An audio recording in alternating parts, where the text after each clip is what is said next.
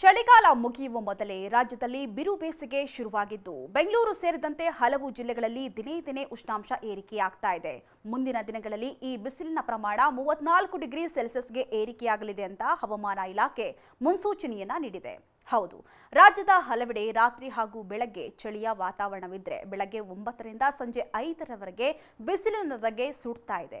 ವಾಡಿಕೆ ಪ್ರಕಾರ ಮಾರ್ಚ್ನಲ್ಲಿ ಬೇಸಿಗೆ ಆರಂಭವಾದಾಗ ಈ ಬಿಸಿಲನ್ನ ನೋಡ್ತಾ ಇದ್ವಿ. ಆದರೆ ಫೆಬ್ರವರಿ ಮಧ್ಯದಲ್ಲೇ ರಾಜ್ಯದ ಬಹುತೇಕ ಜಿಲ್ಲೆಗಳಲ್ಲಿ ಬೇಸಿಗೆಯು ಆರಂಭವಾಗ್ತಾ ಇದೆ. ಅದರಲ್ಲೂ ಉತ್ತರ ಒಳನಾಡಿನ ಜಿಲ್ಲೆಗಳಾದಂತಹ ಬಾಗಲಕೋಟೆ, ಬೀದರ್, ಬೆಳಗಾವಿ, ಧಾರವಾಡ, ಗದಗ, ಹಾವೇರಿ, ಕಲಬುರಗಿ, ಕೊಪ್ಪಳ, ರಾಯಚೂರು, ವಿಜಯನಗರ, ಯಾದಗಿರಿ ಜಿಲ್ಲೆಗಳಲ್ಲಿ ಉಷ್ಣಾಂಶ ಏರಿಕೆಯಾಗುವಂತಹ ಸಾಧ್ಯತೆ ಇದ್ದು 34 ಡಿಗ್ರಿ ಸೆಲ್ಸಿಯಸ್ ಬಿಸಿಲು ದಾಖಲಾಗುವಂತಹ ಸಾಧ್ಯತೆ ಇದೆ ಅಂತ ಹವಾಮಾನ ಇಲಾಖೆ ಈಗಾಗಲೇ ಮುನ್ಸೂಚನೆಯನ್ನ ನೀಡಿದೆ.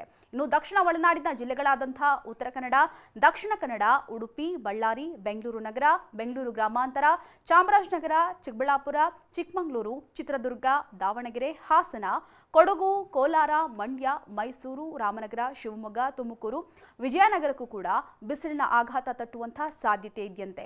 ಇನ್ನು ರಾಜಧಾನಿ ಬೆಂಗಳೂರಿನಲ್ಲಿ ಗರಿಷ್ಠ ತಾಪಮಾನ 30ರ ಗಡಿ ದಾಟಿದ್ದು ಕನಿಷ್ಠ ತಾಪಮಾನ ಸರಾಸರಿ 15 ಡಿಗ್ರಿ ಸೆಲ್ಸಿಯಸ್ನಷ್ಟು ಅಧಿಕವಾಗಿದೆ.